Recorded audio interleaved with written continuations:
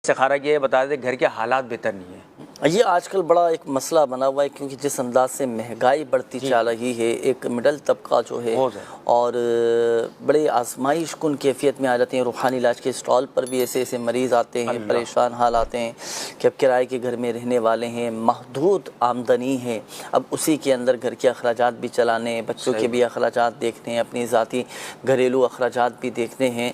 अब मुख्तसर से एक बजट के अंदर अपने घर के हालात अच्छे अंदाज में लेकर चलें, इस हवाले से भी वजीफ़ा, घर के हालात अच्छे हो जाएं, घर में बरकत भी रहे, एक खुशहाली रहे, इस हवाले से कोई वजीफ़ा इरशाद फरमाइए। मैं सबसे पहले तो इनको ये करना चाहिए कि रोज़ाना पाबंदी के साथ सूरतुल वाक़िया पढ़ने की आदत बना लें। माशाअल्लाह, सूरतुल वाक़िया जुनैद भाई ऐसी है कि अगर इसकी पाबंदी हो जाए तो घर से तंगदस्ती तो ख़त्म होगी, बरकत इतनी हो जाएगी कि इंशाअल्लाह उल करीम इनकी ये दूसरों की मदद करने वाले हो जाएंगे। बल्कि सूरह वाक़िया के बारे में आता है कि सूरतुल वाक़िया का एक नाम सूरतुल गिना भी है, अल्लाह, कि ये पढ़ने वाला गनी हो जाता है, बेपरवाह हो जाता है और अल्हम्दुलिल्लाह से बरकत ही बरकत रहती है। हमारे आका सल्लल्लाहु ताला अलैहि वसल्लम ने इरशाद फरमाया कि अपने बच्चों को, बच्चियों को इसकी तालीम दो। यह हदीस पाक का मफ़हूम मैं अर्ज़ कर रहा हूँ। और मुफ्ती अहमद यार खान नईमी रहमतुल्लाह ताला अलैह फरमाते हैं कि सूरह वाक़िया पढ़ने वाला कभी फ़क्र व फाक़ा और तंगदस्ती में मुब्तला नहीं होगा। अल्लाह, सूरह वाक़िया पढ़ा। अच्छा, नियत ये नहीं हो कि मेरी तंगदस्ती दूर हो जाए,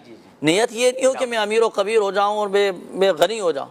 रिज़ा इलाही अज़्ज़ व जल का हुसूल, तिलावत कुरान की बरकत, इस नियत के साथ तिलावत करनी है हमने सूरह वाक़िया की कि अल्लाह पाक तिलावत कुरान की बरकत से हमारे दिलों को रोशन फरमा दे, हमारे दिलों को मुनव्वर फरमा दे, और जो गुनाहों की कालक हमारे दिलों पर लग चुकी है ना, ये गुनाहों की कालक, ये गंदगी, ये जंग, ये तिलावत कुरान की बरकत से अल्लाह करे दूर होती चली। ये नियत लेकर पढ़ेंगे तो बरकतें मिलेंगी, सवाब मिलेगा, और ज़िम्नन ये अल्हम्दुलिल्लाह सवजल हमारी जो तंगदस्ती है ना, ये अल्हम्दुलिल्लाह से खुशहाली में तब्दील हो जाएगी इंशाअल्लाहुल करीम। इस्तिखारा किया था कारोबार का, बता रहे थे कारोबारी बेबरकती है, इनके साथ भी बेबरकती कारोबारी तौर पे हो या रोज़गार में कोई मसला हो या घर में बेबरकती हो, इसके लिए इस्तिखारा किया। इस्तिखारे में आपके साथ कोई ऐसा मसला तो नहीं आ रहा है ना, कोई आजमाई मतलब अमलियात असरात वगैरह, ऐसा कोई मसला नहीं है, नज़र बद भी नहीं है। तो नवाज़ भाई आपने करना ये है कि रोज़ाना पाबंदी के साथ किसी भी एक नमाज के बाद आप पढ़ें या मलिकू